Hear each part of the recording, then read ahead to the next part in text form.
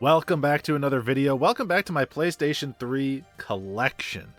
I got my PlayStation 3 back in probably 2008 or so, and since then I have built up quite the nice library of games. I would say the PlayStation 3 is one of my systems where I have a almost personally complete collection, which is to say that every game I know of that I want up to this point in my life that I've discovered, I own. There's a very small handful of games where that's not true. There's maybe 3 or 4 games on my wish list and a couple maybes. But by and large, I have purchased through everything that I want for the system, and so all that's left is for me to discover new stuff. But I've been working my way through these collection videos on the channel every so often. I've been kind of putting off some of these Sony ones, like PS3, PS4, PS2, because those collections are so big. And I was just worried that the videos would take too long, but at some point we have to do them, and so it's just going to be a long video. So you're welcome to treat this one like a podcast, or you're welcome to stick around. I hope you have a delicious beverage in hand. I've got some nice coffee with cream for myself, and we're going to go through my entire PlayStation 3 collection, which is sitting next to me. I'll give you some thoughts why I own the game. You know, some games I'll have more impressions than others, some of them will lump together, but in general you get a sense for what I own and why.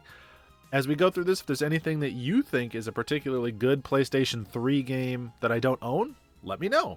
I'm always looking for recommendations. Now, you should know, some of the stuff that I have on PlayStation 3, or that I don't have on PlayStation 3, I might have on the Xbox 360, because a lot of games were multi-platform in that era, but you know what, we'll take it as it comes. So please, let me know your recommendations.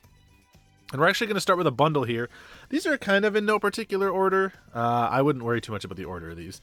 The first set here we have is Yakuza Dead Souls, Yakuza 4, and Yakuza 3. So I actually haven't played any of these 3 Yakuza games yet because I've been working my way through this series otherwise.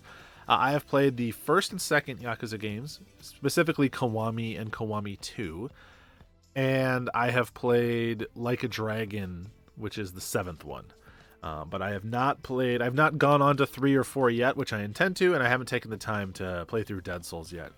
I was actually surprised as I was starting to do this video to see that Yakuza Dead Souls is still sealed. So I remember getting this copy. It was from a local game store. They were going out of business, and they were having kind of like their clearance sale, and they had this sitting there for $10. So I didn't know when I bought it that it was sealed. I'm sure I knew at the time, but I have obviously since forgotten. And so, interesting. I'll still crack it open and play it though, because I do want to check it out. But yeah, great series. I think that at the time that the PlayStation 3 was relevant, this series hadn't really found its...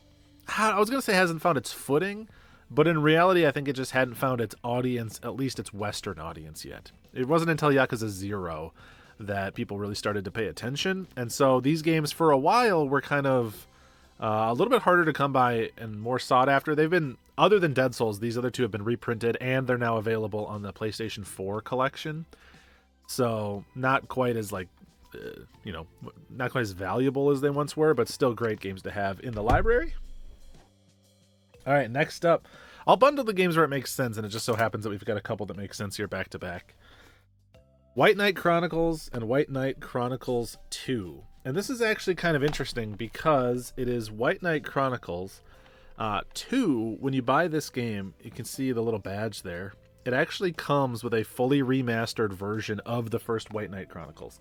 So this game is, like, in a sense, kind of obsolete because you can just buy the second one and play through that. And I think you actually have to have played through the first one to play the second one. Is that right? You might be able to, like, start up a file that has, like, sort of pre-made characters roughly at the level that they would be. But White Knight Chronicles is an interesting kind of, like, half online MMO meets single-player action RPG. I've played the first one. I played it for about 4 or 5 hours. A friend of mine was really into this game. This is the type of game where if you're a big fan of it, you'll dump hundreds of hours into it. And he was super into it. He suggested it to me. I checked it out. I think I actually played it with him around. And I liked the game, but to be honest, I didn't play it during its heyday, which I think would be like the time to have played it. So I wasn't doing any of the online components. I was just sort of playing. It was almost like playing an MMO, but single player. And so I enjoyed my time with it, and I might even go back to it at some point, but it wasn't... I could feel that I had missed my chance in some ways, which is always kind of a bummer, but that's the reality of things. And these are both very cool games to have in the library. Next up here, we've got one that I have not played yet, obviously, because it is still sealed. You can see it's got like a little art book on the side, but this is Witch and the 100 Knight. This is a Nippon Ichi game at the time, and you'll see these as we get further into the library here. But I was very big into collecting the NIS America games. I think a lot of people were. You know, PS3 360 is the era of collecting all the NIS games and all the Xseed games and the Atlas games and all of their collector's editions, right? And I was very much on that train, so I bought Witch and the 100 Knight, and I just never got around to it. I still haven't gotten around to it. I think this got remastered on PS4, if I'm remembering correctly, but it just hasn't come up either randomly or it hasn't jumped out at me yet, so just an RPG waiting in the backlog. Ooh, couple of cool ones here. First up is Wet. I just got this game, I was going to say recently, but recently as in like a couple years ago, 3-4 years ago. But yeah, Wet is very much like the B-movie, high quality 6 or 7 out of 10 that existed back in this PS3 era. I think right now, those games, which have been my bread and butter for a long time, are getting their resurgence. They're finding their moment, right? Because these are the games that aren't probably going to get remastered or aren't going to get remade, and are highest, or the likeliness that these types of games will get lost to time is greater than something that like a AAA or a third part or a big first party game. So stuff like Wet is very cool for people to go in and kind of just get a sense of what the PS3 library was like at the time. And then classic game, Vanquish. I've played through this one, but honestly, I need to replay it because I don't remember a lot of the specifics of it. I remember the gameplay, right? Vanquish is a very action-packed, very fast-paced, very like snappy shooter, like third-person shooter where you're jet boosting around. It's like arcadey third-person shooting. It's very, very fun. You know, it's Platinum Games, so you have an idea of the sense of style, the sense of like movement and speed and all that stuff. But I would like to go back and check this one out again. It just seems like it would be fun to revisit. Again, this is one where it got ported to PlayStation 4 combined with Bayonetta, which is a great bundle if you have played neither of those games. But I would actually go back and revisit this because there are trophies that I already have unlocked and I'd want to clean up the trophy list. So maybe someday coming to a stream near you. If you're interested in the stream, there's a link down in the description. We have another one of those kind of janky games. This one may be a little bit jankier than Wet. This is Vampire Reign Altered Species. So if you're not familiar with this, Vampire Reign was an Xbox 360 game that did not do well. Critically, it was panned. And Altered Species is kind of like a port upgrade, kind of 1.5 version of it. It is the core game, but it's different at the same time. And so this is the type of third-person shooter that you're really going to want to look out for. This is the type of game that I think stands a chance of going up someday because it's just forgotten. Nobody really cares about it. And it's... I was going to say it's bad, but like... it's just not going to be well loved until suddenly it's a hidden gem. We'll say that. That's maybe the best way to put it. One of my favorite PS3 games, for sure, Valkyria Chronicles. I loved this game. This also continues the trend of games that were ported from PS3 to PS4, so the PS3 version is no longer probably the one to play. But yeah, just a really special tactical RPG meets strategy game meets shooter. If you've never played it before, you are looking at this like top-down map, like a city map, like a war map, and then you can click on units and you'll zoom in, and then you'll be controlling that unit in third person, and you can run around. You have a limited movement based on how much stamina you have, and you actually can like shoot. So kind of like like a little bit more of a tactical or a little bit more of a action focused strategy game like a Fire Emblem or something like that. Really great game, beautiful watercolor art style that I really loved, and a pretty good, pretty effective story. So this series, there's several other entries now. There's 2 on PSP, there's 3 that we never got, and then there's 4 on the Switch and PS4. But I think that none of them are quite as special as this first one, so definitely recommend that one big time. I got this in a lot, and it just seemed like something that I would want to check out, so I have not played it yet.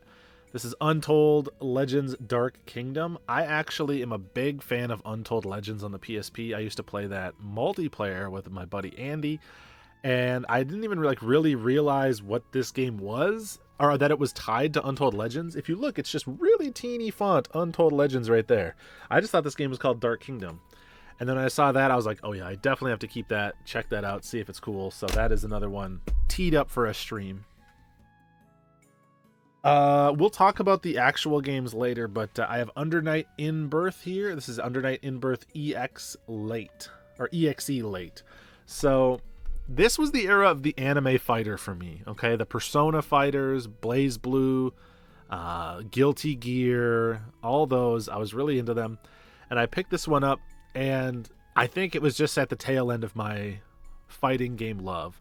My wind for fighting games came and went. Not that I don't appreciate a good fighting game from time to time, but I'm not really into them in the exact same way where I'm like mastering characters, learning combos and stuff. So I know that this series has a lot of big fans, and I'm actually not the right person to tell you if this version is worth playing, because there's a bunch of versions of this, and so maybe one that I need to give another shot to, because I really didn't try it out for very long. If this is as good as those, or if there's a better version of this that I should be checking out, please let me know, because I'd love to give that series another shake. Oh, this is a fun one. We have Under Defeat HD Deluxe Edition. This is a scrolling shoot 'em up. This is a port of a Dreamcast shooter just called Under Defeat, late era Dreamcast shooter. And this is kind of like a twin stick shooter meets shoot 'em up. So you play as this helicopter, and you can circle around, shoot your shots in a bunch of different directions, and try to make your way to the end of these streets. So there you go, you kind of get a sense of it. Very fun game. There aren't a lot of shoot 'em ups on the PS3, at least not in the North American library. So this was kind of an exception that was pretty cool to see, and it's a lot of fun. Also, apparently my copy must have been a former review copy or something, because it has the UPC punched out.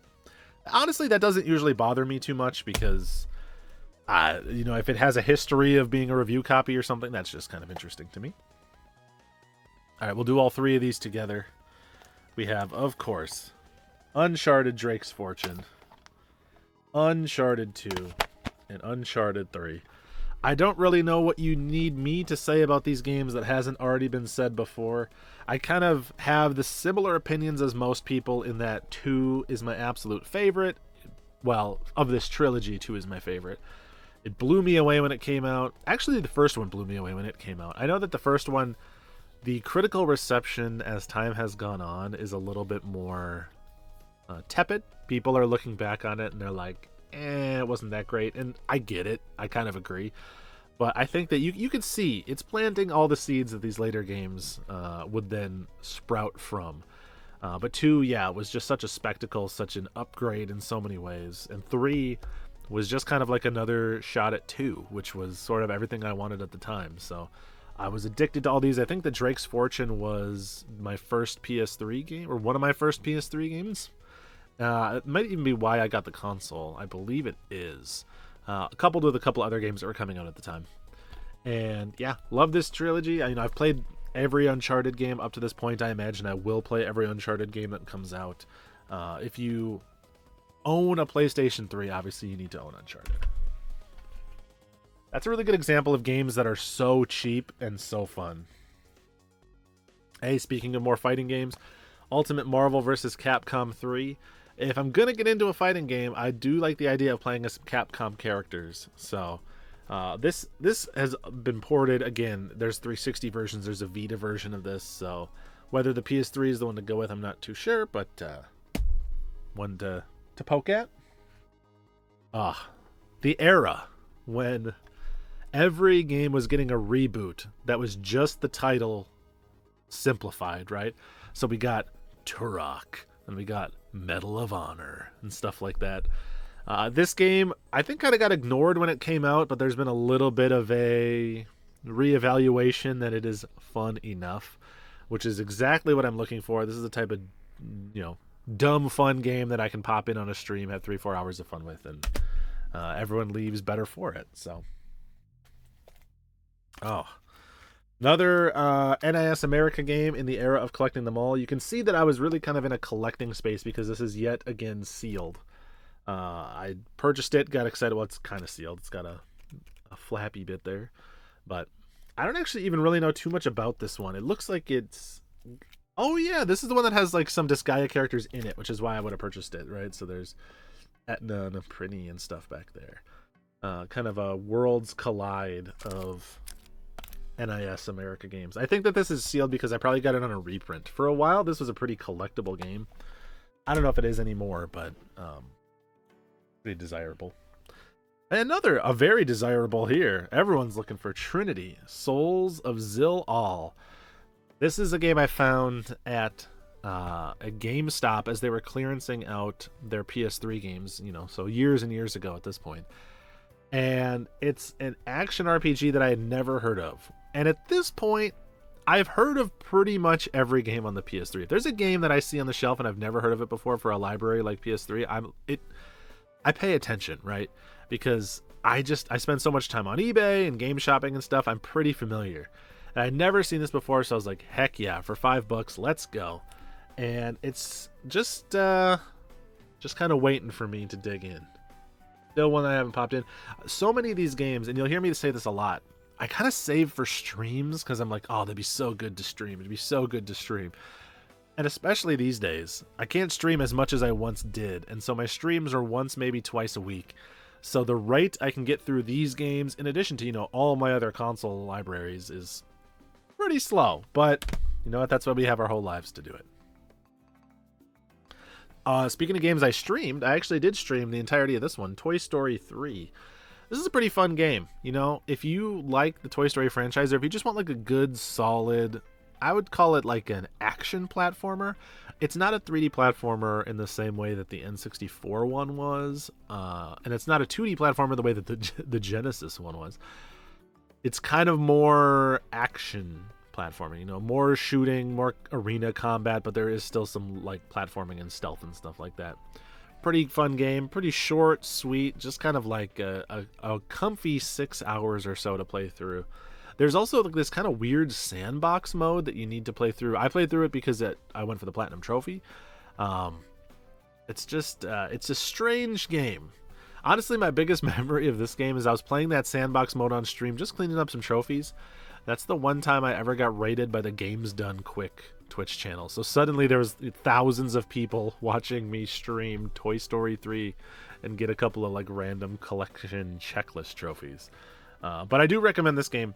Pretty affordable. Again, another one that's on every system at the time. So you can get the Wii version of this, 360, however you can play it. It is good. It is worth your time.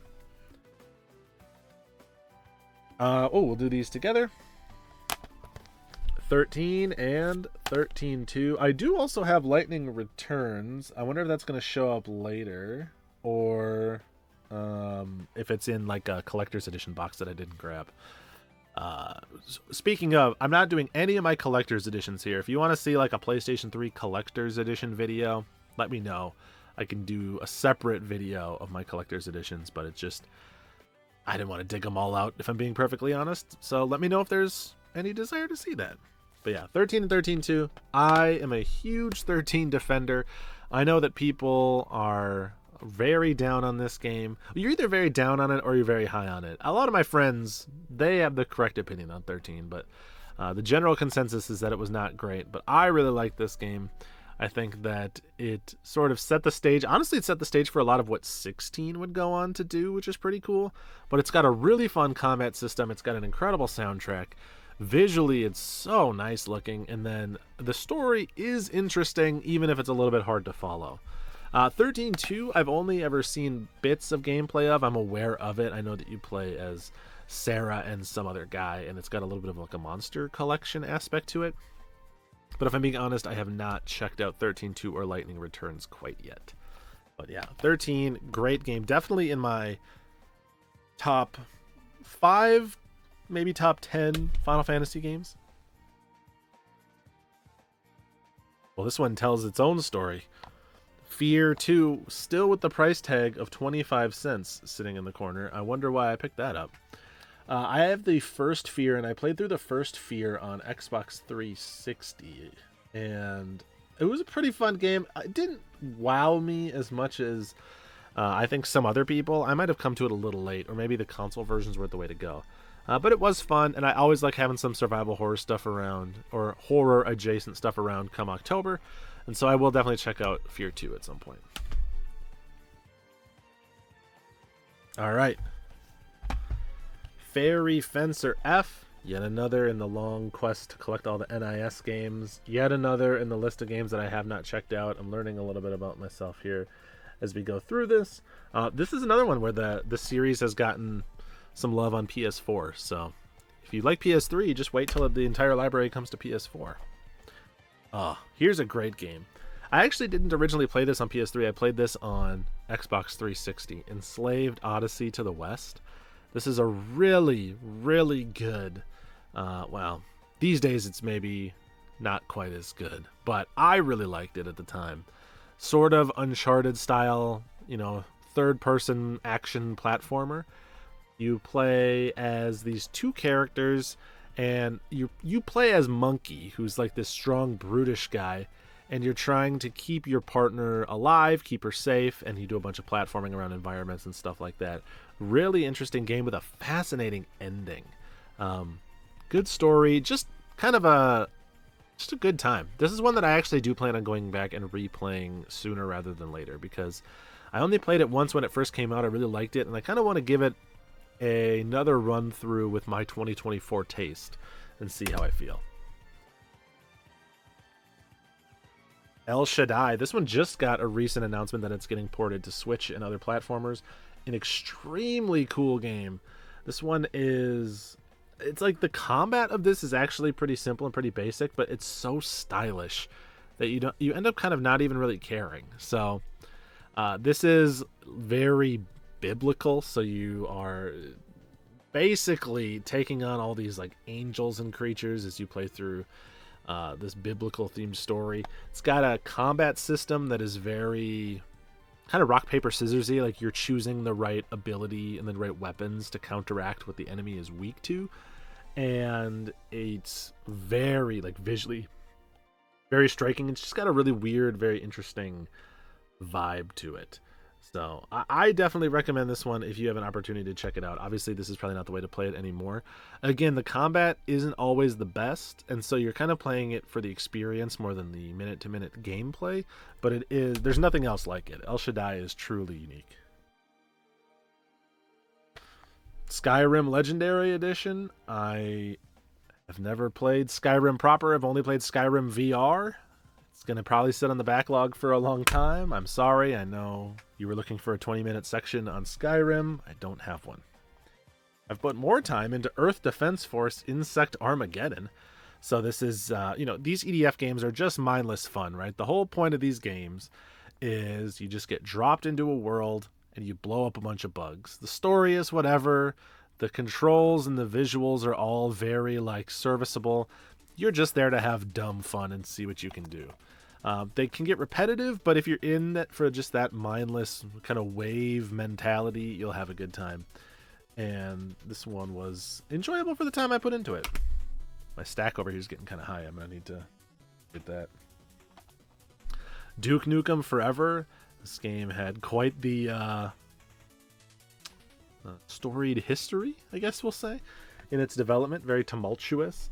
I've heard a lot of opinions on this one, both good and bad. I have not gotten around to it yet, but I anticipate also having strong opinions when I get around to it. My history with Duke Nukem is pretty light. I haven't played very many Duke Nukem games. Have I ever played a Duke Nukem game? Maybe not. So maybe that'll be my first one. Get a sip of coffee in here before we keep going. Baker mug. Another sealed one. Late release PS3 game. You can tell because it's got the blue band on the top. This is Drakengard 3. This started to get very collectible around the time that Nier popped off, especially Nier Automata. Thankfully, I already had my copy of it. I've been tracking it down for a while. It got a reprint somewhere, and I ended up picking it up.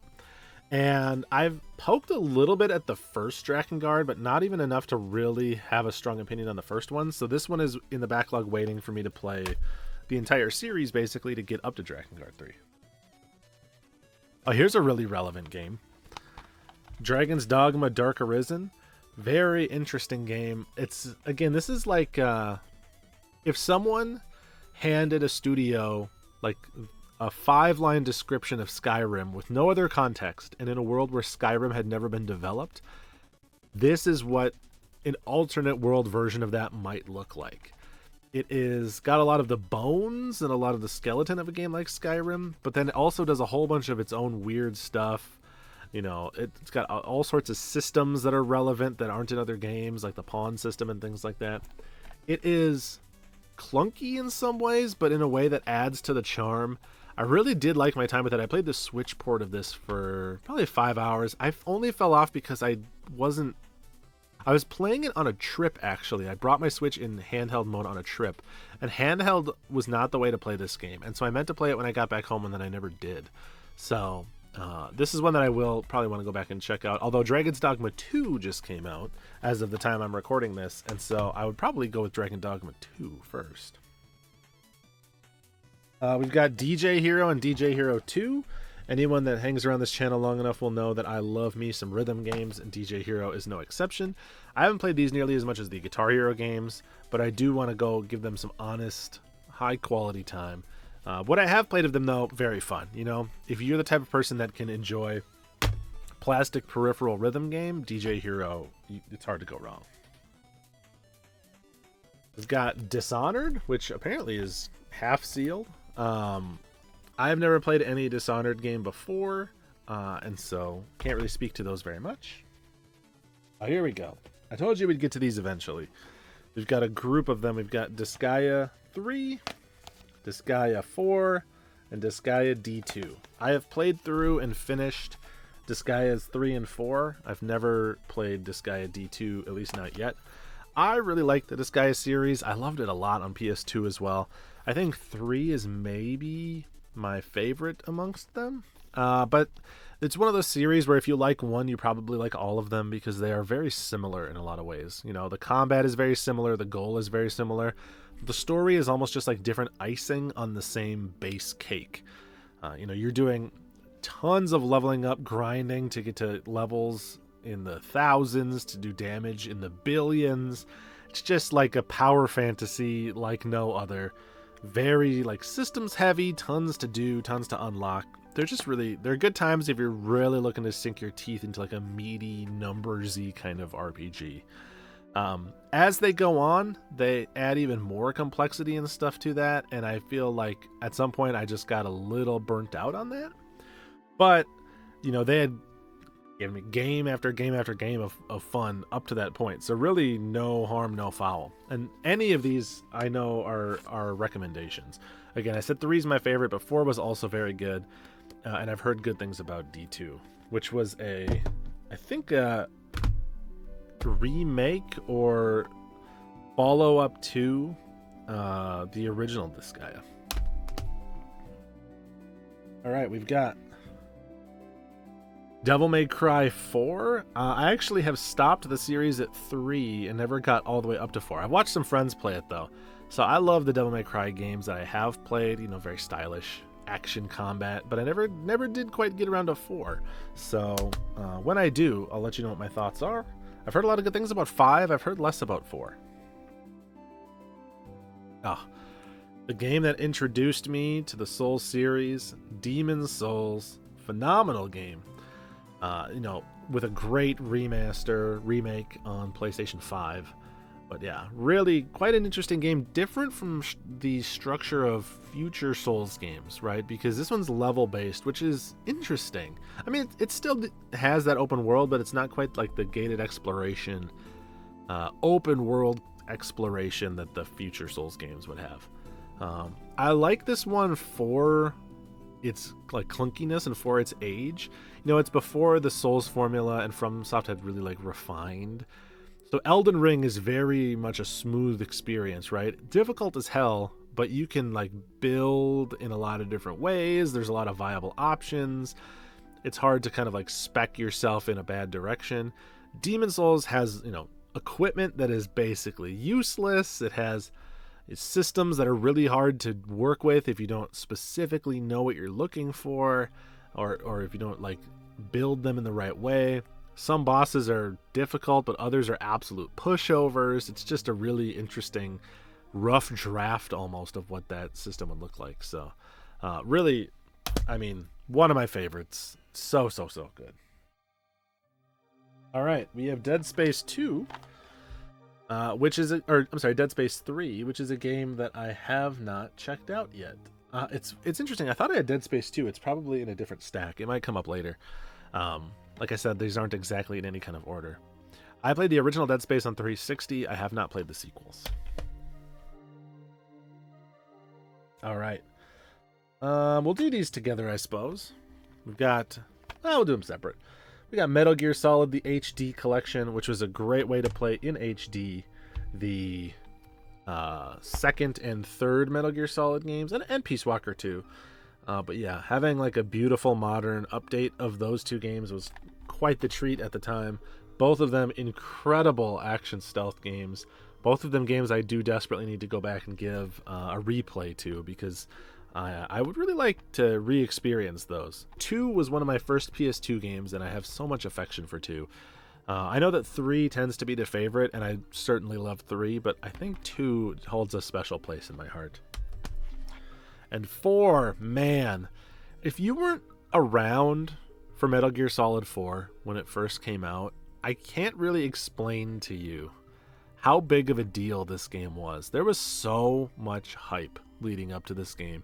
And it's funny because these days, it doesn't really get talked about very much. It's not a game that a lot of people care about. I mean, it's got its fans, of course. People love Kojima, people love the Metal Gear Solid franchise, but this game in particular is just not one that people really talk about with much nostalgia or reverence anymore. And I kind of get it from one perspective. It's a very uneven game, right? Like, you have sections that are quite literally movie-length cutscenes. You've got some of the middle act being a little bit slow and plotting. It's a type of game where you don't always feel like you're playing it as much as you are watching it. But yeah, it was like the biggest AAA release at the time. It was so exciting. This is also one of the first games I played on my PlayStation 3 when I first got it, because it came out in 2008, which was around when I got the PS3. So that might even have been the one that inspired it, and then I got Uncharted with it. That might be the case. I wish I could remember from, at this point, 15 years ago, 16 years ago, but I can't. Metal Gear Rising Revengeance, an incredible action hack and slash spin-off to the Metal Gear Solid series. This is the kind of dumb fun I want, okay? Take a series like Metal Gear Solid, which is very tongue-in-cheek, but also very self-serious, and to make this like campy, over-the-top, equally self-serious, equally tongue-in-cheek ninja action game, so good. Play around with your characters in your series like this more. That's what I would like to see. And when the game is so stylish and cool, it's really hard to have anything but love for it. Oof. All right, we've got another NIS America game. This one is Mugen Souls, or Mugen Souls, if you could believe it. Another one I haven't played. Here's a couple fun ones. We've got, I don't have the other, I think there's one more game in the series I don't have, but we got MotorStorm and MotorStorm Apocalypse. This is a classic kind of early PlayStation 3, I guess race. I was just gonna say action racing game, but really it's just off-road racing. It's playful and kind of arcadey in the ways that I like MotorStorm games to be, or that I like racing games to be. But Apocalypse is where I think it really kind of found its footing. It's the same type of game, but it's like the world is falling apart. So you will be racing, and there'll be like earthquakes and stuff happening. It's really just very, very playful, which is something I appreciate in my racing games. You know, it kind of has the fun spirit of like a Burnout game. So I highly recommend you check out MotorStorm Apocalypse if you're into racers. Here's another game that I streamed. I purchased and streamed this specifically to shame my good buddy Ari Lewis 2011, Louie on YouTube, who you should go check out, and win or continue to win our trophy competition.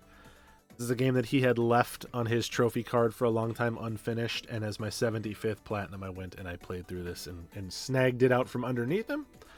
And yeah, it's I was like, what? They're advertising a sequel on the back, but they're actually advertising the PSP game.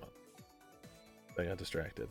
Yeah, if you like licensed games of this era, you can do worse than this one. It's not great. I think most people who've played this have played it because it's an easy-ish platinum trophy from the era, but I played it because I like licensed jank. Okay. Another one I streamed, actually. We got Magus on PS3. This is the dumbest, weirdest, like, action RPG ever. Imagine kind of the vibe of a Dragon Age in terms of its character design, but then place them in, like, place the characters in very generic maze-like environments that are textured all very similarly, right? So it's just, like, rock everywhere and stuff like that. Almost like the dungeons in like a Dark Cloud game or something. And then it's like an action RPG. In real time you cast magic, but you can cast like spells to increase like the speed of your casting or the speed of your movement, and it will just like double the character's animation speed with no regard to how that looks. So it looks like you're like watching a YouTube video on 2x speed when you're actually playing the game. It's so janky. It's so like it's just charming in how it's obviously very low budget. So if you want like a good, like, so bad it's good kind of game, Magus is definitely the way to go. Very just dumb fun.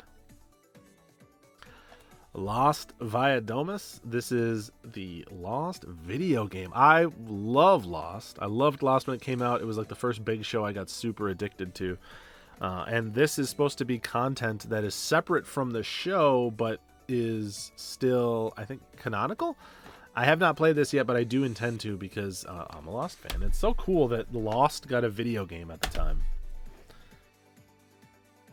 Lollipop Chainsaw. This is one that my fiance has played through, but I have not. Good action RPG, or a good action character action game. That's the word I'm looking for. Geez, after 40 minutes, you lose your words. Made by Grasshopper, so it's got that weird sense of style that you might expect from a Grasshopper game. Very cheesy, very playful, very over the top. And she liked it. She thought it was a pretty fun game, and it's one that I will just have to get around to at some point. A lot of sometimes there's games like that, or the original Bayonetta's like this too, where I watched her play it, and so I kind of don't feel like I need to play it myself. And I may someday, but I also feel like I got my version of the experience. Got Last Rebellion, another NIS America game. This one was actually a gift from a friend of mine. It's still sealed. I know that it has this like dichotomy between these two characters, but I really don't know much about how it actually plays. I feel like this is one of the games that has truly been forgotten about on the PS3. Like, I haven't heard anybody mention this game, talk about this game in forever. So, yeah, let me know if this one is particularly good or particularly bad. I will definitely get around to it at some point. Little Big Planet karting. I love me a good kart racer. I'm actually not a big Little Big Planet fan, but I do really like kart racing games, and so I picked this one up, had some fun with it. You know, it is not as good as some of the greats in the kart racing franchise, but it's also better than you might expect. So, you know, check that one out if you can find it for cheap. The Last of Us. This is the PlayStation 3 version of the hit HBO series. Now, this is, of course, I was there when Last of Us came out. I was excited for its release. I loved it when I played through it. Not much needs to be said about this game. You know if you like it or not. You know if you're into the series or not. I am into the series. Layer, a very early PlayStation 3 game that I still have not played. But you know what? I'm down for a little 6-axis Dragon Combat someday. Oh, another one that I've watched a friend play, but I have not played myself. We have L.A. Noire. Oh, this is actually interesting. In looking at this copy now, this is the GameStop promotional display box. This is not even the actual game. Which makes sense because it has no manual in there either. I did not remember that I had the promo box for this one, but yeah, I must have picked this one up a long time ago. I'm aware of the game, you know, the emphasis on the facial technology and stuff like that, but I can't give you my own personal opinions on it because I haven't tried it yet. I was really excited to pick this one up. I cannot wait to check it out. Knight's Contract, another just kind of forgotten third-party action platformer type game from the era. Darkness has a new night. This is one, again, that almost no one ever talks to, but I always was really intrigued by it because I love this cover. Like the high contrast between the blues and red. It just seems like something that could be really fun. So we've got Killzone 2 and 3 kind of stuck together. Killzone 2 and 3. Ooh, my copy of Killzone 3 is rough. That needs to get replaced. But yeah, I've only played the first Killzone, so I can't speak to either of these ones. But they are sort of like mandatory reading classic games on the PS3. So it's funny, I've actually played the PS2 one and the Vita one, but never the ones on PS3. Xseed game, Killer is Dead. This is, you know, in the style of like a No More Heroes in that era. Another grasshopper, just kind of like weird character action game, very stylish. I remember for a long time the collector's edition of this game was dirt cheap. They could not give it away, and I don't know how it is now, but I don't hear too many people talking about it these days, so maybe not great. We've got a 3-pack here, well, a bundle of 3. We've got Atelier Rorona, Atelier Maruru, and Atelier Totori. These are the 3 games in the Arland trilogy. And I'm actually confused because I thought that I had played Rorona, but the copy is still sealed. So maybe I played another copy of it and later got this one. I remember my time with it being fun enough. I haven't really gotten super into the Atelier games. I'm actually always torn. There's another series, the Dusk Trilogy on PlayStation 3. I always wonder if I want those or not, because obviously I have these 3 and I've only played the first one. But this is the type of game that I would maybe like to go back to and give another shot, because I feel like my tastes might have changed and I might like them a little bit more. They're very much like half alchemy, crafty type games that are very much in vogue these days, and then half kind of like action dungeon crawly type stuff. So a good mix of like life and combat, life sim and combat. But there's so many of these games, and they've been ported to Switch and all over the place, so the PS3s are probably not the way to go. Asura's Wrath. I love this game. Talk about your over-the-top, ridiculous... We have characters punching through the moon in this game. I know, this game gets knocked for a couple of reasons. It gets knocked because, one, the true ending of the game you had to purchase as DLC, which is crap. And then 2, it gets knocked as being a QTE game only, without much actual combat. But man, there is no game out there like Asura's Wrath. God, do we need a sequel to this game. So freaking fun, so over the top, so like just unapologetically cool. It's very shonen anime, you know, it's very like we're taking ourselves so serious that it wraps back around and becomes funny and entertaining again. Really a great game, highly recommend it. We can knock a couple of these out together. Got Assassin's Creed 2, and Assassin's Creed Revelations. The only one of these I played is the original Assassin's Creed. I did complete this game, and I really liked it. And then I stopped playing, which is maybe the worst time to stop playing, because everyone says that Assassin's Creed 2 is the best one. But I haven't gotten around to it yet, so I will eventually, and then obviously I haven't played Revelations as a result. The only one I've played is this one. I know people don't like the first Assassin's Creed, but I have nothing to compare it to, so I thought it was pretty fun. You know, maybe a little bit grindy in terms of the number of collectibles, but fun all the same. Another fighting game that I optimistically purchased, we've got Arcana Heart 3 Love Max. Not one that I've really put more than maybe 10 or 15 minutes into, so I'm not the one to give strong opinions on that. Oh, we've got, oh, never mind. I got confused that I missed a couple of Atelier games, but these are the Artanelico games.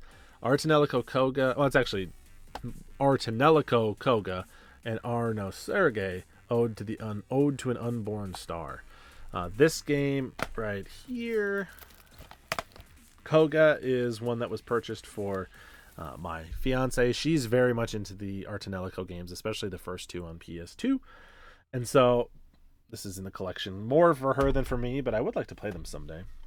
Then Arno Sergei, Ode to an Unborn Star. This is one that, following her love for Artanelico, we purchased, and she hasn't got around to it yet, and so that's why it's still sealed.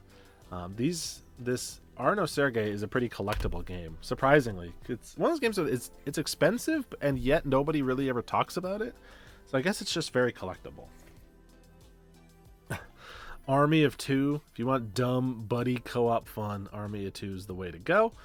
I played this one a little bit with a buddy of mine, and it's like you get the experience you're anticipating getting when you play it. It's not great, but it could be worse. It's fun enough if it's 2008, right? Aquapazza, man, why did I keep buying these fighting games if I wasn't sure I was going to be into them? I think I just get excited when I see Atlas on the front cover. So Aquapazza, another one very much like Arcana Heart that I can't speak too much to. I purchased this one because people kept telling me it was such a cool hidden gem, and I get the appeal, right? Kind of like a RPG meets a little bit of like the storytelling of a Telltale game, meets a little bit of like Mergent Sim style problem solving. It seems really cool. I've heard that there's some performance issues and stuff, but who cares? I'm excited to check this one out at some point. People really like it. Got Africa, which is your Pokemon Snap game in the Safari, African Safari. Man, this is, if you ever wanted to know the original collectible PlayStation 3 game, this was the one, right? People cared about Africa back when it was like $40 and no other PS3 game was $40. Certainly not the top of the library anymore, but man, you could not shake the collectability of this game. I've played it a little bit and I think it is fun, but I have not given it like a full shake in the way that I probably should. And then we've got 3D Game Heroes. This is a great Zelda-style game. Very playful, very interesting, and one that I think people need to check out more. It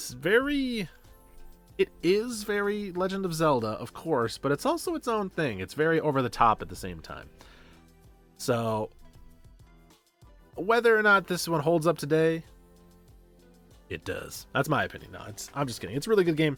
Very fun. I actually started over a hard mode playthrough on this one not too long ago. Never got around to finishing it, but I would like to go back. If you have a PS3, I would highly recommend adding this game to the library because it is so unique, so cool, and it almost feels like it should be for another system, but yeah. Another early collectible PlayStation 3 game. Well, not early, but it became very collectible when the PlayStation Store threatened to shut down. This one shut up. I think it's a little bit more affordable now. All right, let's take a sip, take a short break, and then we'll be back with the rest. All right, we're back. Next stack. Tomb Raider Trilogy. This is a 3-pack of the Tomb Raider games that nobody likes. I haven't played any of these yet. I do intend to at some point. I've heard that it could be fun enough, but I haven't gotten around to it yet. It's just a convenient way to own them all. Got Time and Eternity. This is a weird game. It is panned, but I actually ended up really liking my time with this game. So you play, it's got this very strange, like behind the back sort of perspective. It's visually very unique. You should look up footage of this one at some point. I would cut some in if I had some, but I don't know that I do. It's this interesting behind the back sort of cell shaded look. Really cool. The gameplay itself is kind of repetitive, but I also sort of liked the repetition. I think I was maybe feeling a little generous when I played it. I understand the complaints, but personally, I thought it was a fun time. Not going to be anyone's favorite game, but a little bit better than critics said that it was. Tears to Tiara 2. This is a very late release RPG on the system, and one that I don't really know too much about, but I bought because I was excited to check out another Atlas RPG.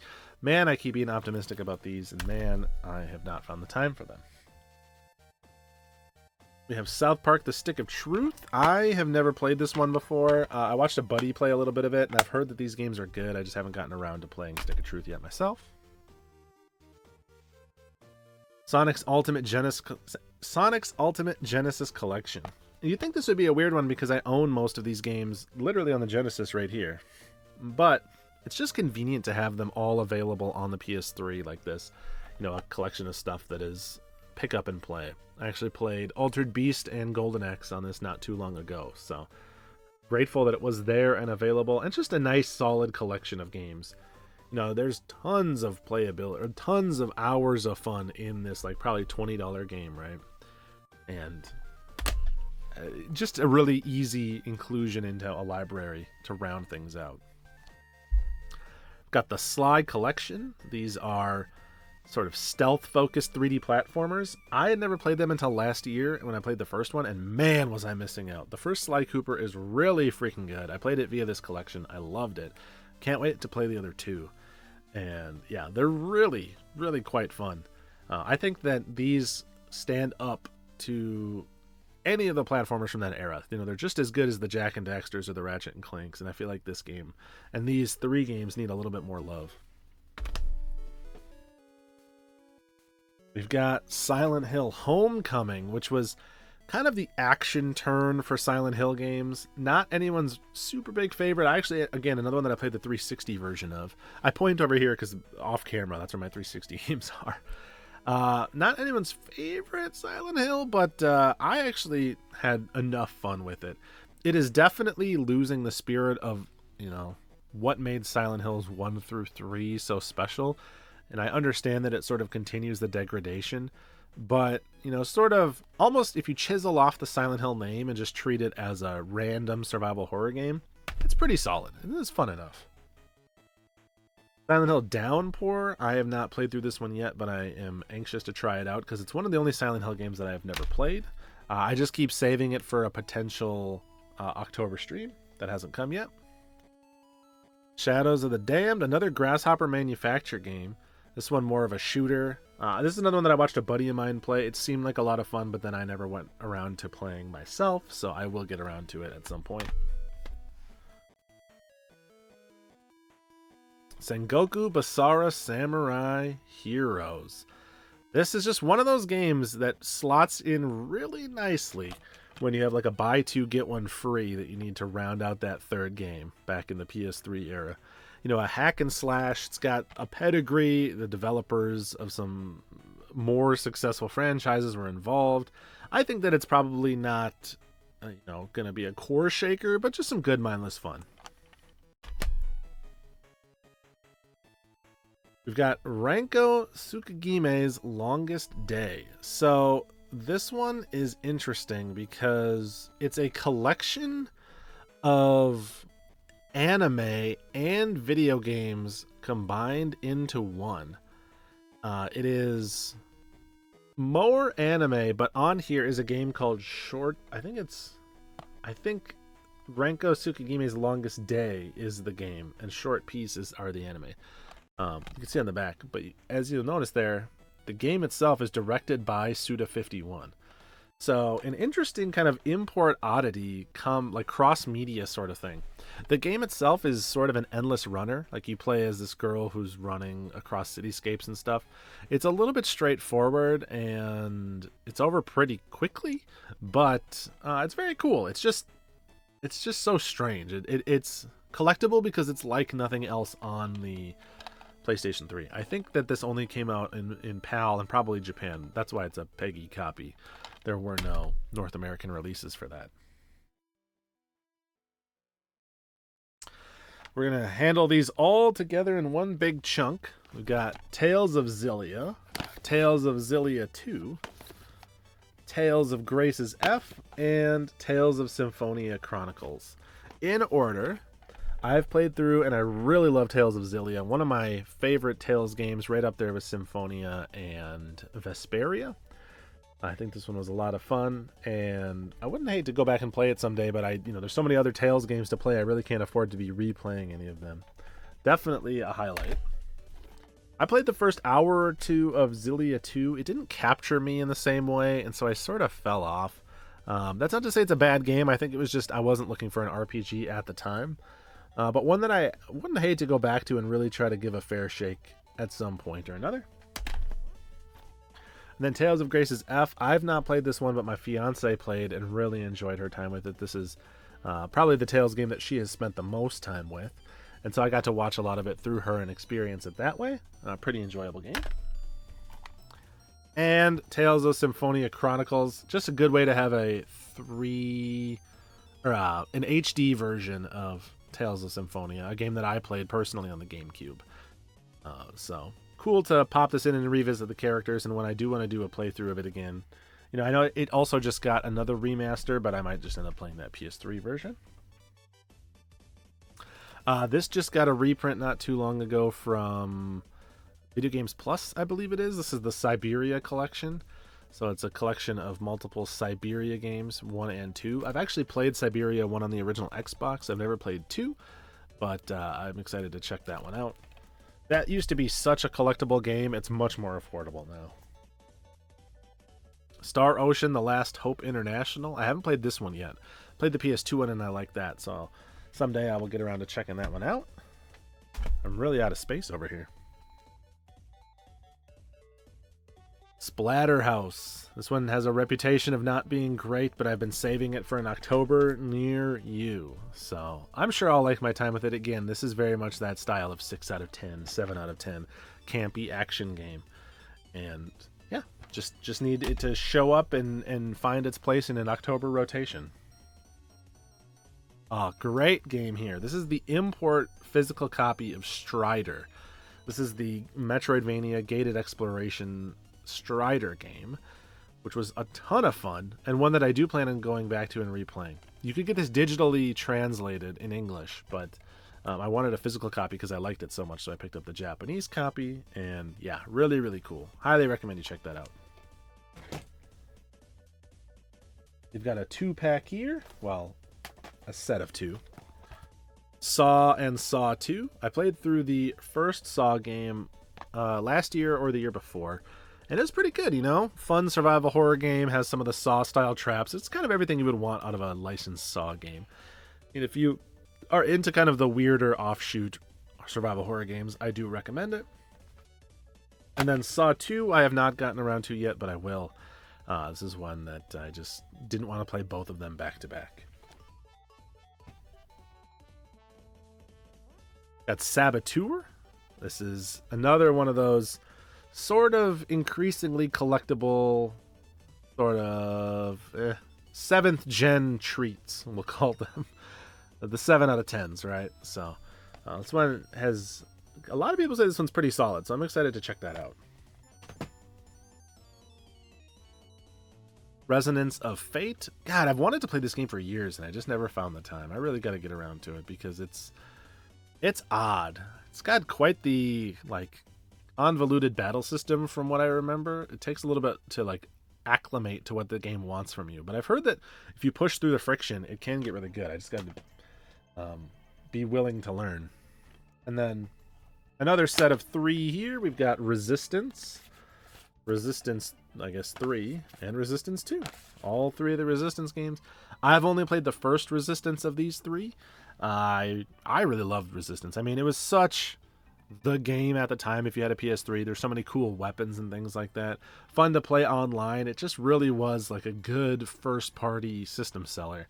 And then, I don't know why, but I had fallen off by the time Resistance 2 and 3 came out. I never got as into those ones. So I will definitely check them out at some point. I know that Resistance 3 doesn't have quite as much love. But after how much I appreciated the first one, I'm willing to give the series a shot. Resident Evil 6. I played just a tiny bit of this with an old friend of mine, and it just was not doing it for me. I know that it is sort of the least loved Resident Evil game, but I can't help but feel like I want to go back in, give it another shot. You know, maybe I'm a glutton for punishment, but God, I would love to try this one again. And yeah, it's also it not only is it the least loved Resident Evil game, I think it's also the longest one. So it's like, whew, you got to really be in the mood for it. Got Katamari Forever. Any platform, any way you can play a Katamari game, I recommend that you do it. This is, I mean, it's hard to draw a distinguishment between each of the different Katamari games. You know, they're all kind of doing similar things, so if you like one of them, you probably like all of them. But this was certainly nice to have a nice HD version of Katamari. I just recently replayed Touch My Katamari, so I'll give it a little bit of time, and then next time I have a Katamari hankering, this will probably be the one that I go back to. One of my all-time favorite games, Journey, and another game I really love, Flower, on this collector's edition. So you get the first 3 That Game Company games, Flow, Journey, and Flower. Journey is a special experience. Obviously, by now people know that it's great, but if you have not, please check out Journey. Everyone owes it to themselves to check out Journey at some point in their lives. And Flower is actually the game that I revisit more often because it's just so relaxing. It's a good game to de-stress with if you're feeling anxious. Flow is pretty basic, you know, it's more of like a Flash game, or it feels more like a Flash game, but this is a really cool set to own. I'm glad that those got physical releases. I've heard recently that this game is fun, Invisimals El Reino Escondido, so I picked up a copy to give a shot and see how I like it. Supposed to be just kind of like a good Hidden Jasper 3D platformer, not one that I've played yet, but it was dirt cheap. So I picked up a copy and I'll try it out. I've played neither of these. The first Infamous I watched a buddy of mine play and just never felt inspired enough myself to go out and play. I actually played more Prototype, which was like the off-brand Infamous at the time, than these ones. Interestingly, both of my copies are not for resale copies of the game. Which is surprising. They both must have been like collector's edition copies or something. For collector's editions, I didn't know, and I got these secondhand after the fact. So I know this is kind of required reading for PS3 owners, so at some point I will have to go back and check it out. One of my all-time favorite games ever. Anyone that's on my channel knows that I love this game, and that I love this game. Shadow of the Colossus and Eco, 2 of the all-time greats. So cool that they got the HD remaster. This is the version that I used to speedrun, because the PS3 version is, I'll say, a little kinder to you in terms of speedrunning. A little less combat-focused, but man, it's so nice to have that. This is the reversible artwork, by the way. You can flip it inside out, so you can see on the inside there, that's the original artwork, but it's hard to deny this incredible cover and not have this one facing out. So great. Shadow of the Colossus obviously has since gotten a Blue Point remaster or remake on PS4, but these are great ways to play both of these games. Man, the original Hyperdimension Neptunia, back when the idea of an RPG of battling game companies was novel.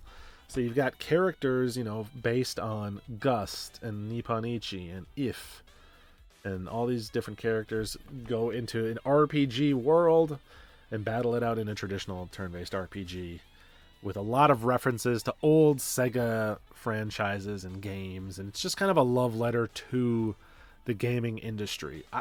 You could have never guessed when this game came out that it would turn into this series with like 30 games in it or something. Just ridiculous. There's so many Hyperdimension Neptunia games that just keep coming out, but this is the one that started it all.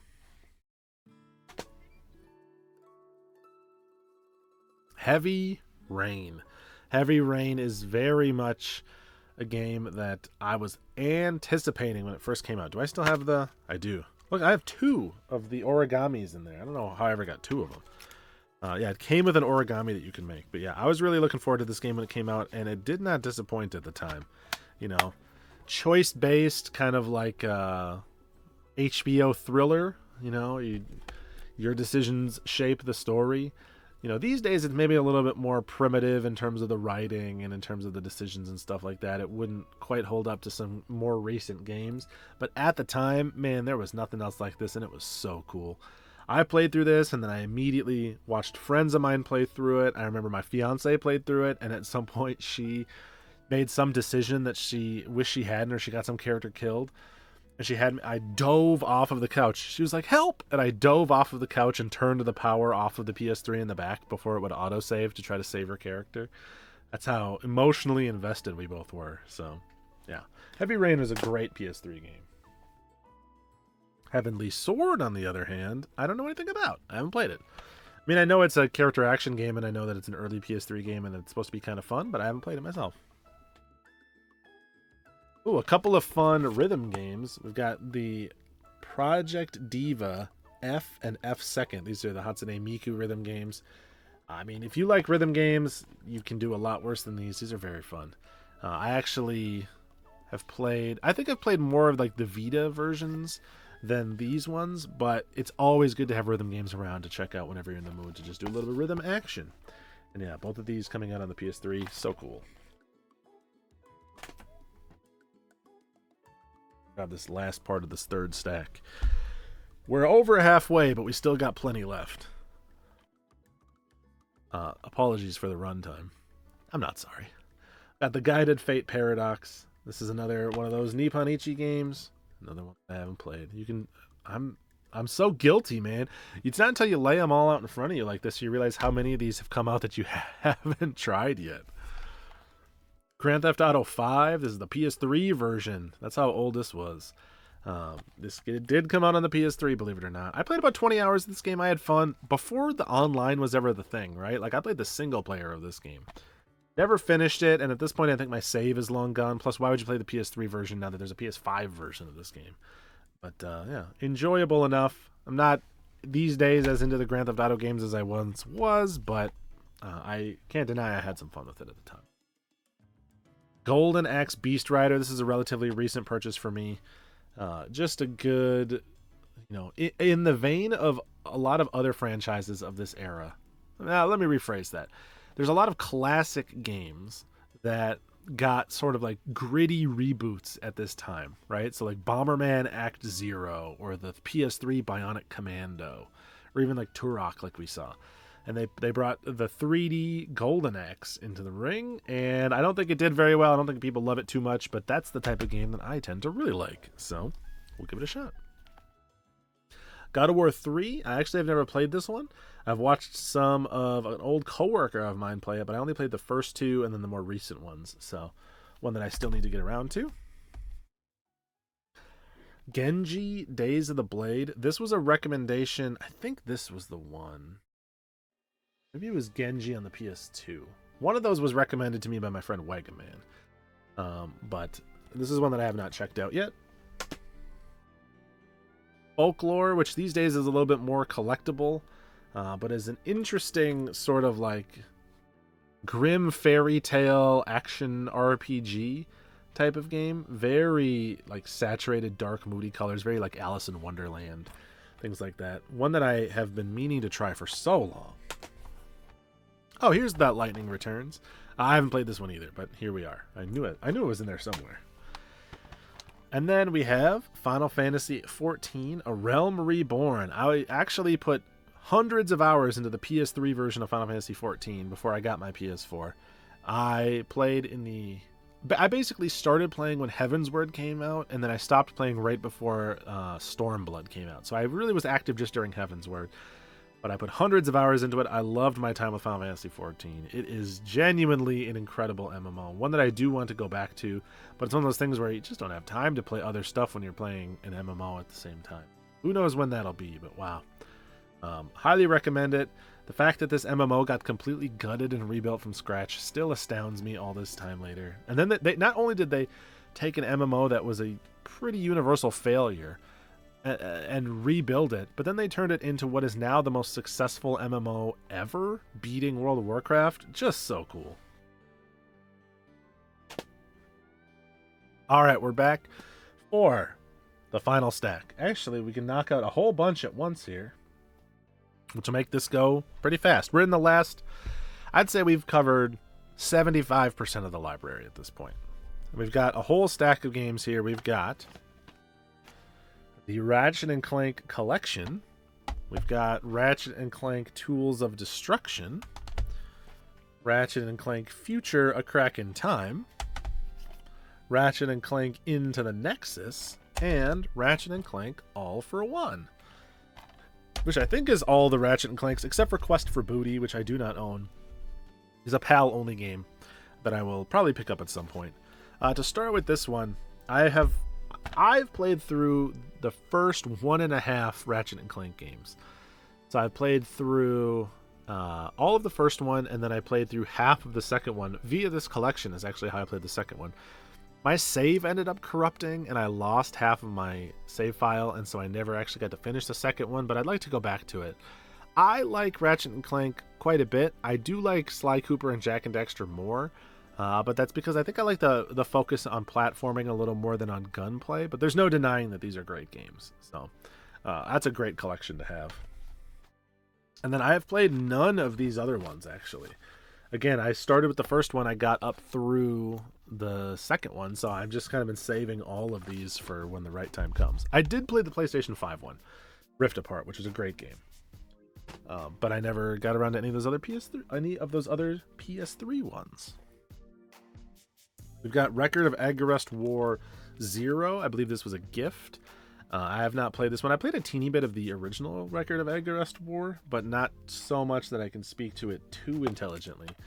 And so I'll get around to that one when I've played the others more thoroughly. Same sort of deal for Record of Agarest War 2. I think the first one is a 360 game, right? If I'm recalling correctly. Yeah. So I want to finish the first one before I play either of those other ones. Another license. Oh, actually, we'll do these together. 2 licensed games.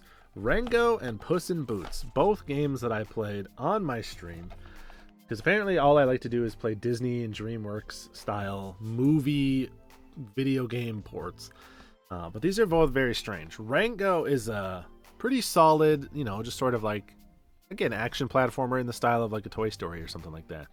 I had never even seen the movie for Rango, but it is a pretty well made game, so if you're in the mood for just some kind of like silly fun, I do recommend that you check this one out. It can be a little bit harder to track down than some of these other ones. Not that it's like rare, but relative to like Toy Story 3, not as easy to grab, but is definitely worth trying if you can get your hands on it. And then Puss in Boots is very strange. How do you describe this game? It's like an on-rails action combat fencing game. It was designed for use with the Move controller. And you can see on the back here, it references the Move controller. But you don't have to play it with a Move controller. It's just, you can almost feel that it was designed to be a Move game. It's very different from anything I've really played before. It's good, actually. It's just strange. So another one to check out. It's very cool. I would say worth exploring, even if you've never seen the movie. We've got Puppeteer. This is a kind of like a play theater focused RP or platformer, very kind of like sort of in the vein of like a Little Big Planet or a Tearaway. It is a pretty fun game. The levels are kind of small sometimes, and so it's a little bit different in structure to some of the games of this era that are a little more open and explorable, and so that might turn some people off, but I think it's a really good time. I had a lot of fun playing through it, and I think that it's a really good kind of exclusive on this generation of consoles, worth your time for sure.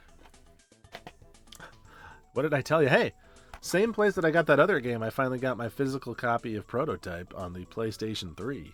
I played this originally on the 360, but yeah, just of that era, again, a open city exploration kind of like moral choices kind of game, right? There's a lot of these in that era. Infamous, Prototype, like Hulk Ultimate Destruction, stuff like that.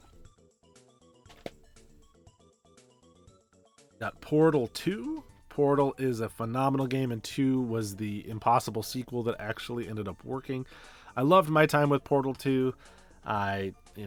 The writing was quite enjoyable, and I think that they did a good job adding layers onto the puzzles, even though the first Portal was already like really intelligent with the puzzles.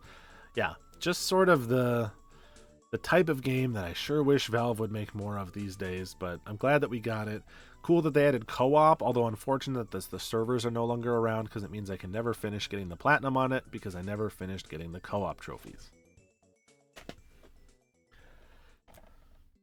PlayStation All-Stars Battle Royale. I actually haven't played this before, but I could not resist a Smash Bros. Style game that has Jak and Daxter and Parappa and stuff in it. Just the fact that they wanted to follow in the vein of a Super Smash Brothers was so interesting to me. So I'm happy this exists. I think this would be like fun to just poke around with a little bit. Pinball Hall of Fame, the Williams Collection. It's always nice to have some pinball tables on hand if you want to play some classics like Black Knight or something like that. This is ported all over the place, and there's a bunch of different collections of these, so it's not anything unique to this one, but just nice, just in case you want to play a little pinball. All right, we've got Persona 4 Arena and Persona 4 Arena Ultimax. Persona 4 Arena I played back in the day. I enjoyed my time with it because I like these characters. You know, it's got kind of a long visual novel style story mode if that's what you're into. But the actual fighting was very well done too. At the time, it was just cool that they were making, like, you know, these high production anime fighter versions of these games. So I would definitely say check this out. You know, Arc System Works kind of doesn't miss. So it is a lot of fun. It can be really difficult to do everything in this game though. Holy crap. And then Arena Ultimax was actually probably one of the most recent additions to my PS3 collection. Got this from another YouTuber here, and I haven't checked it out yet, so we will. Another game I got at the Video Games Plus reprint, same as Siberia Collection, we got Painkiller, Hell and Damnation. For a long time, this was way too expensive, and I was never going to pay that. But finally, I got a reprint, and now it's much more affordable, and considering it is just kind of like a janky shooter of the era. I wanted to try it out, but I didn't want to try it out that bad, and this was the right price for me, for sure. Ninja Gaiden 3 Razor's Edge. I actually stopped at Ninja Gaiden 2, which seems to be kind of a common thing I'm saying here today. But yeah, I haven't played the third one yet, but who doesn't love Ninja Gaiden? These games are fun. Difficult, but worth the struggle for sure, and the Razor's Edge will be the version I play. Oh, we've got a couple greats here coming up. First up, Nier, one of my favorite games. I was blown away when I played this game. I had no idea what to expect, and I popped it in, and I was in love. Incredible game. Weird game, but man, the things they do in this game to vary up the combat, the setting, the gameplay style, it's all so creative and clever. I love the story that was being told. It's very, you know, it's difficult to follow, but it's also very different from anything that was coming out at the time, I feel like. And the soundtrack, man, I've probably listened to this Nier soundtrack so much. Hundreds of hours, probably. I actually am one of the people that likes the original Nier a little bit more than Automata. So, highly recommend it. And another game I can highly recommend. This is sealed because I played the PS4 version instead, but this is Ni no Kuni, Wrath of the White Witch. An incredible turn-based RPG, but you have to be okay with its combat system. So it's only incredible in that regard. I like the combat system, even though it is a little bit loose, kind of slushy. You don't just take turns dealing combat. It's sort of like Pokemon, but you like send your little familiars out and you suggest what they should do, but they're sort of doing their own thing, which can be frustrating for some people. But yeah, if you can get past that, great soundtrack and a beautiful world to explore. Very, very fresh for the time, and definitely one of the greats. Got a couple janky boys here. First up, Never Dead. I had never played this one before, but I was always drawn in by the yellow cover, and eventually I was like, man, I just gotta own that game and try it out for myself. Very much a game of the era. Well, not one that I've played. Same as Naughty Bear. No, who doesn't love Naughty Bear? There's actually a bunch of versions of this game, and I think this is actually like the most basic, maybe worst version to play, but I don't want to spend I'm not looking to invest too much money in the Naughty Bear franchise. At least not right now. So, yeah, one that I will definitely stream for folks. All right. I think I bought this for a friend, actually. I didn't buy this for myself, but we've got Naruto Ultimate Ninja Storm Revolution. I have never watched Naruto. I know that these games can be fun. I think that he really wanted to play it, and I picked it up because it was very cheap, and then he's like, no, you really should check it out, and I never did yet. Not to say I won't, but, you know, his recommendation was also a decade ago, so I'm sorry. Mini Ninjas. This is a third-person action platformer, which is exactly my type of genre. I actually really liked iNinja back on the PS2 and GameCube, and this game always kind of reminded me of that. So I'm looking forward to digging in a little deeper into this one to see if it holds up. Another compilation, we got Midway Arcade Origins, sort of similar to the Sonic's Genesis collection. It's just nice to have all these games on hand if you ever want to play, you know, some Gauntlet or Joust or something like that. You know, obviously not what you're looking for on the PlayStation 3 in terms of graphics, but, you know, it's just good to be able to play these classic arcades somehow, some way, and that just happens to be the way I do it. Amazing game here, Midnight Club Los Angeles. Loved this game. Really good mix of like high speed, intense, fun races, but still really good to control. You can still visually parse everything that's going on. Yeah, I really, of all the racing games I've played, this is probably one of my favorites. Plus, who doesn't love that nice like shiny foil cover? Come on. Come on. There's actually a complete edition of this game that I don't own that I'd be curious to see what the differences are. Oh, a long time ago we talked about Dead Space 3. Here's Dead Space 2. I have also not played Dead Space 2. Oh, this is another one of those games where I saw this at a store one day, Half Price Books, and I had never seen this cover before. I was like, what is this game? And it was a couple of dollars. I could not resist, so I picked it up. It's just, you know, Deadliest Warrior. It's a combat between warriors of different time periods. So, you know, Roman soldiers versus like samurai and stuff like that, pirates. So I think that this would make for a perfect stream. I mean, I know that there's a show based on this. It's probably like a History Channel show or something, right? But I didn't know that there was a video game about it, and I know nothing about the show. Dante's Inferno. This is sort of a God of War style action adventure game. One that I've had recommended to me a bunch of times, and I do intend to play. I just haven't gotten around to it yet. It seems like it could be a lot of fun, and I like the sort of like Dante's Inferno Descent into Hell theme that they have going on. So get around to it. Next up here, we've got Cross Edge, another NIS America game. This was, I know I've said this about a couple games, but this was also one of those early collectible games. There was a crossover with a bunch of different characters from various different franchises and things like that. You know, from Darkstalkers and Disgaea and all sorts of stuff. And this game used to be so hard to find, and then they reprinted it, and now it's not so hard to find, but one that I have not personally put some time into yet. We've got The Club. Oh, this game is cool. I recommend you checking this one out if you're looking for like a PS3 recommendation. I think it's also on the 360. I'm not 100% sure though. But this is like a run and gun score chase game, and so you're running through environments. It's a third-person shooter, but how quickly you shoot enemies and how you kill them and stuff like that will build up multipliers, and your goal is to get a high score. You don't really care about like the actual levels and stuff. And some of the levels will then like loop to help you try to build up your score even more. It's just so different from anything really at the time. It's very fresh. You know, it's not a perfect game, but if you're looking for something that you really can't experience another way on another console, check out The Club. We've got Class of Heroes 2G. This was interesting. This is by Gaijin Works. This is like one of the first, it's like pseudo limited run style games. This was like put out by Monkey Paw, and it was sort of like a limited print run release that you had to order through them.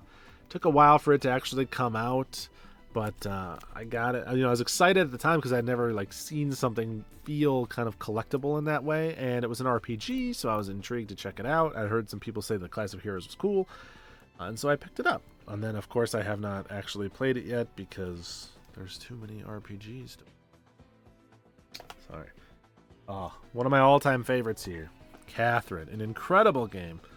It's It's a block-pushing, tower, horror, racing, visual novel game. It's all those things in one. You play as this character who is sort of choosing between his current fiance and this new girl that has entered into his life. And then in the evenings, you're having nightmares about all the men in the world who are cheating on their partners, being chased up these block towers by like mutants and monsters and demons and stuff. Really interesting mix of like puzzle gameplay meets visual novel with a little bit of that like Atlas Persona adjacent energy to it. It's very cool. I like the game. A lot of people were turned off by the gameplay because they were expecting like an RPG or something, but I personally love the gameplay, and my fiance loves it even more. She's super into this game. Another one with a PS4 port too. All right, let's grab this whole stack here. Most of this whole stack here. Next up, another one I have not yet played. We have Castlevania Lords of Shadow, the 3D Castlevania game. I've been meaning to play this one for a long time, and I just have never gotten around to it, but I've heard that it is decent.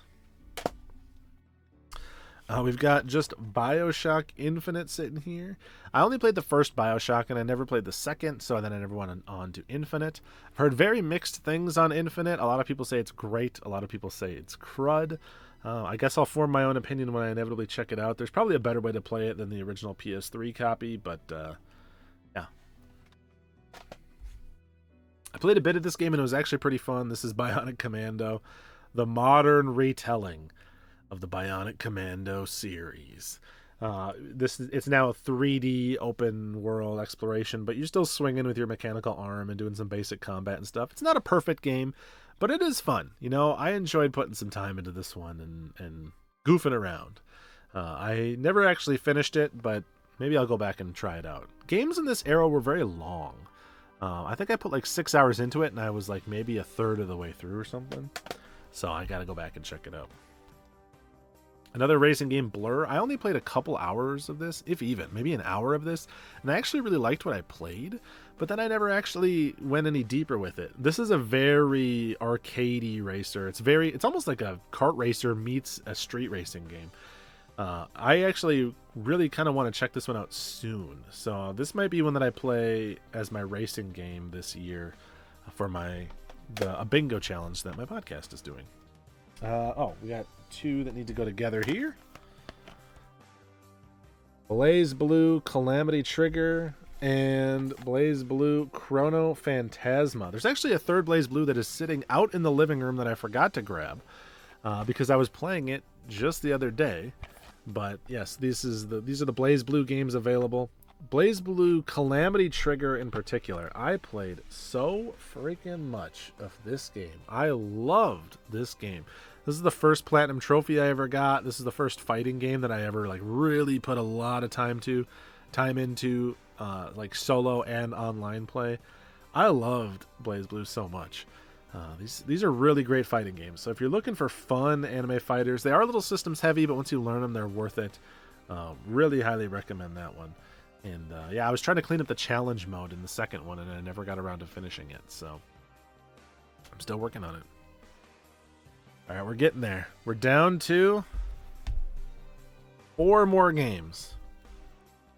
First up, Beyond Two Souls. This is like the special steelbook that's both dusty and sealed. I haven't played this one yet. I've played the other Quantic Dream games, so obviously I showed Heavy Rain earlier. I've played Detroit Become Human, but I've never played Beyond Two Souls. I do want to check this one out sometime in the nearish future. It's got like this all-star cast. I know that it's supposed to be a little bit weirder than the other ones, but I think it could be fun to check out. We've got Best of PlayStation Network Volume 1, which is a really cool collection to have because it is a physical way to own Sound Shapes and Tokyo Jungle, which is one of the best games on the PlayStation 3. And then, of course, it also has When Vikings Attack and Fat Princess, 2 games that I never played quite as much. I love Tokyo Jungle, and the fact that there is a way to own that physically is so cool. It's funny, this is Best of PlayStation Network Volume 1. I don't know that there ever was a Volume 2. But yeah, highly recommend picking up this set just for Tokyo Jungle, honestly. We have the Awakened Fate Ultimatum, just like the Guided Fate Paradox. These are games that I have not played from It's America. Take a shot. And our last game, are we going out on a banger or a whimper? Depending on how you look at it, kind of both. Bayonetta. So I personally have never played Bayonetta. As I said it earlier in the video, my fiance played Bayonetta, and I enjoyed watching her play it, but then I never actually got around to playing it myself. But I love what I watched. I consider Bayonetta to be a great game, even if I haven't played it. Maybe the best game I've never played. And so I'm happy to have this one. Now, would I play this version? No, the PS3 version was not the best version of this game. And there's the PS4 version, but I like owning an original copy on PlayStation 3 all the same, as sort of a representation of the series, and I don't own it on 360. So I wanted to have one of the original versions. Platinum coming out of the gate with just an incredible game, crushing it in this series, and I'm glad that it is carrying on and still being made. And there it is. That is my PS3 collection. Like I said, there's only a small handful of games that are still on my wish list. If there's any big omissions, I would love to know. If you are still somehow here, my God, you must have fallen asleep, or you are on a very long road trip. So thank you either way. Or you watched it in 10-minute chunks over the course of a year. But all the same, I appreciate you taking the time, checking it out. And I will talk with you all in the next video. You're all the best. Take care. Peace.